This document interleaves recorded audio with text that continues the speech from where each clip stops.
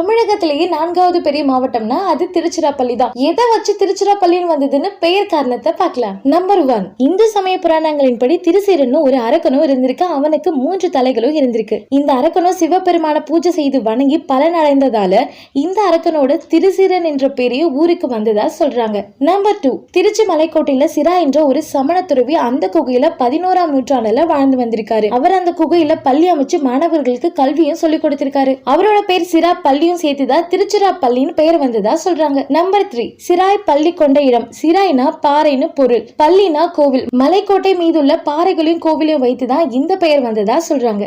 Number 4, Tiruchirapuram என்ற சமஸ்கிருத வார்த்தையிலிருந்து தான் திருச்சிராப்பள்ளி வந்ததாகவும் சொல்றாங்க. நம்பர் 5, அந்த காலத்துல இந்த ஊரை திருச்சின்னப்பள்ளின்னு சொல்வாங்களாம். அதாவது சிறிய புனித ஊருன்னு அர்த்தமா.